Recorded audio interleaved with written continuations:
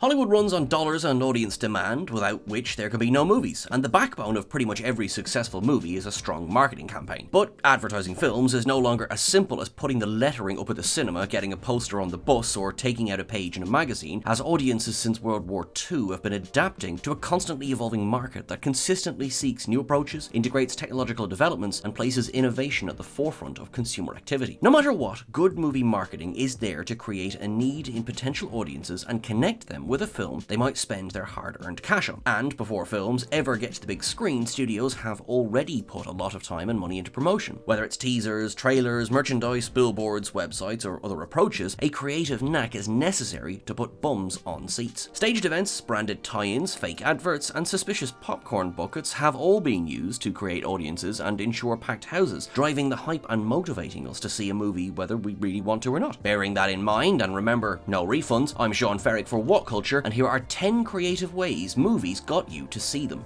Number 10. Keeping stumm Cloverfield.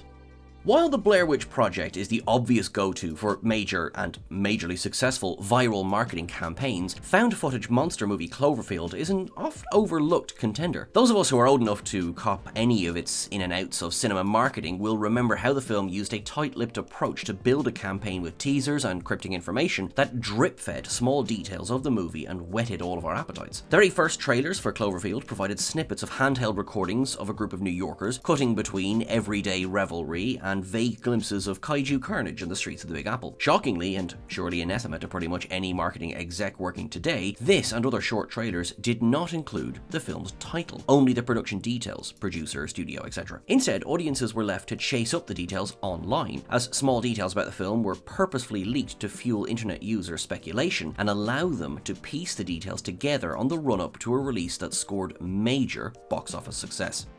Number 9. Ubiquitous symbolism, Batman.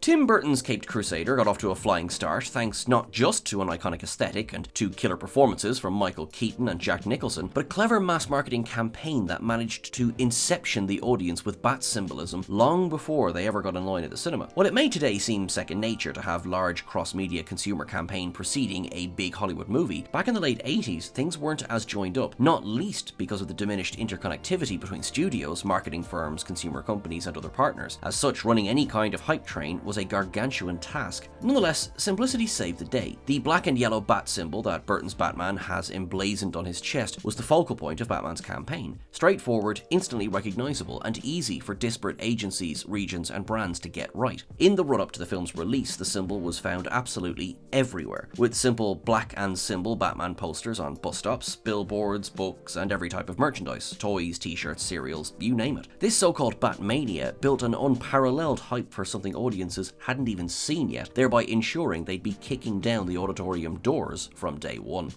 Number 8. Showing us ourselves, Paranormal Activity. There's something about human nature, about being able to perceive ourselves, that makes us unique in the animal kingdom, and this is a trait that movie marketing teams have largely failed to explore over the years. But for every rule, there's an exception, and in this case it's none other than the movie that helped repopularize found footage after Blair Witch's initial peak, Paranormal Activity. By 2007, the found footage wave had well and truly crashed, and people weren't falling for the true story shtick that had worked previously. Thus, the team behind the low-budget haunting horror came up with an equally low-budget idea. Test screenings had audiences reacting in some pretty full-on ways, hiding, jumping, screaming, and just generally doing all the things horror movie makers hope to provoke. As such, the marketing campaign led with this. Rather than just showing the trailer, it showed a cinema full of people watching the trailer and reacting in the dark via night vision cameras faced on the audience. And boy did it ever work, generating massive buzz around the flick and netting $200 million at the box office against a low six-figure budget. Number 7. Staged protest, Tron Legacy.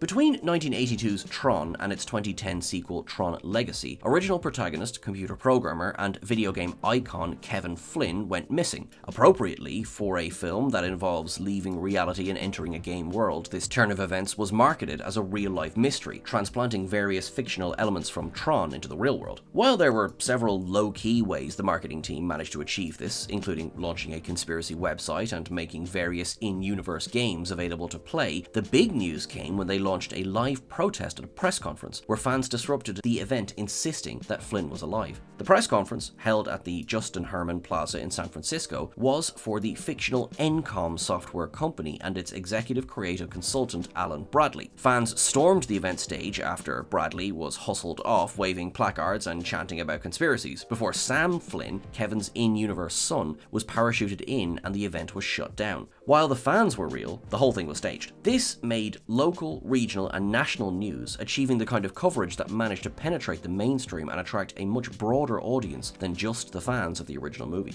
Number 6. Made it look like a big old bare-knuckle ruckus. Fight Club. We all know the tragedy and redemption of Fight Club. David Fincher's finest feature got caught up in a misleading marketing campaign that damaged its cinematic run, only for it to make good on home video many times over. But the how and the why are not quite as simple, because on one hand, the marketing campaign was actually a success. The big problem with Fight Club is that whoever had been put in charge of the marketing didn't get it, and given Fox were in charge of distribution, this should come as no surprise. The team that put together the ad spots, trailers and posters saw the movie as this kind of run-of-the-mill film about an underground fighting ring, perhaps without even having seen the movie at all, and angled everything in this direction. The problem is, it worked. The film scored this target audience. It attracted the combat sort, lads mag and football hooligan contingents, who believed they were going to watch a film about a couple of dudes throwing back beers and getting leery, and instead were faced with a complex auteur flick that blends innovative cinematography with career-best performances, homoerotic undertones, and overt social commentary. But by taking this approach, the many hundreds of millions of people that this movie was really made for, everyone from serious film buffs to fan of original author Chuck Palahniuk's work, were alienated, leaving the film to recover at home. Number 5. Launching Will Smith's music career, Men in Black.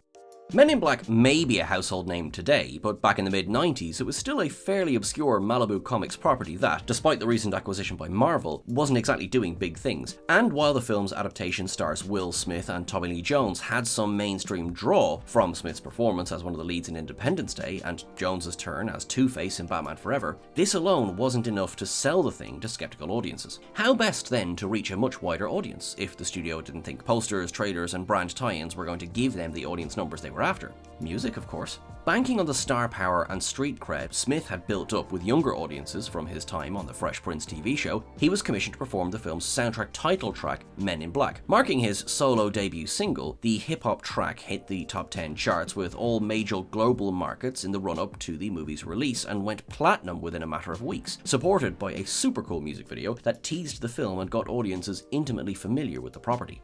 Number 4. Quickie Mart craze, The Simpsons movie. The Simpsons movie could have been released with no advertising, no publicity, no marketing campaign, nothing, and it would still have made bank like Babyface Nelson. With perhaps the most recognizable entertainment brand in the world, Matt Groening's yellow US Every Family didn't need any help to get people into their first on-screen adventure, but a crafty, well-considered and just downright fun marketing campaign certainly didn't hurt. The film enjoyed all the conventional adverts, posters, trailers and merchandise, but in the weeks running up to the movie's release, Fox partnered with 7-Eleven for a major co-branding opportunity. 11 of the chain's shops were transformed into Quickie Marts, the popular convenience store from the TV series, complete with wrapping and signage, products, packaging, character cutouts, and accompanying events such as Slurpee drinking contests. The marketing made a big impact on customers, with fans coming from all over and queuing around the block just for a look inside. Considering it's not quite as good as many episodes of the show, this movie still managed to make a mega box office, $537 million, and garnered strong reviews and ratings, with audiences continuing to plow money into it on home media and streaming. And while it will only have been a modest contribution, this kind of large-scale stunt helped to keep The Simpsons on everybody's mind. Number 3. Lotso Fakery, Toy Story 3.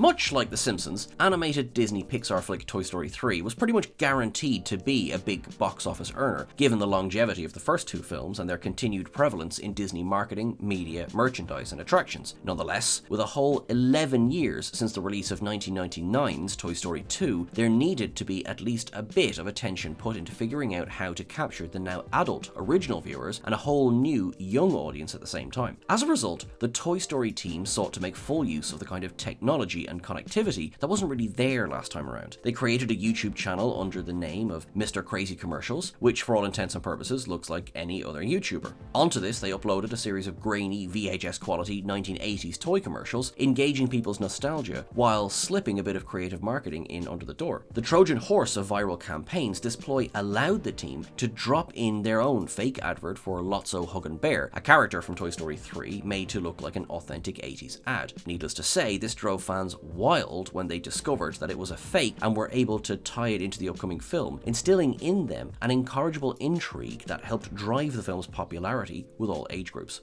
Number 2. Valentine's billboards, Deadpool.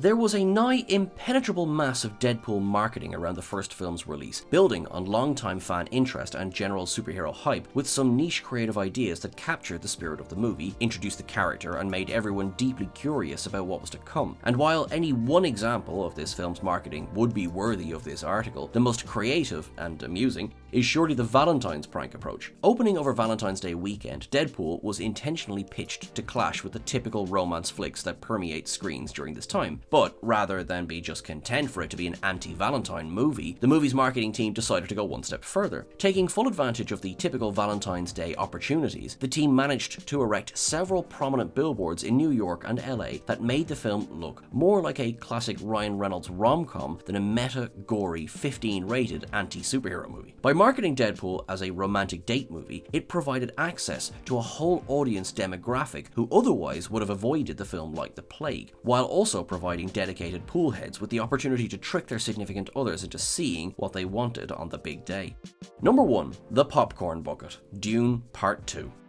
Denis Villeneuve's hotly anticipated Dune Part 2 did not disappoint, taking us back to Arrakis and, after a somewhat tepid first film, unleashing the might of Paul Atreides in all his glory. While the film made major bank, completely surpassing its predecessor, the top-tier acting, aesthetic, script, and soundtrack are not what brought many fans to the cinema. No, for once people actually kinda came for the hellishly overpriced popcorn. In the months before the film's release, a photo of the branded limited edition popcorn bucket was released online. And suffice it to say, it broke the internet, featuring the head of one of the film's sandworms as its lid, and bearing no small resemblance to a certain subject of sex toys. The custom popcorn bucket proved an instant must-have for anyone vaguely interested in the film, and many who were not. Cinemagoers pummeled AMC theaters in the US as soon as Part 2 was released, clamoring to secure their tickets and get their hands on one of the unique buckets. A genius piece of advertising all around, considering it not only boosted online chat about the film, but sold tickets and an additional product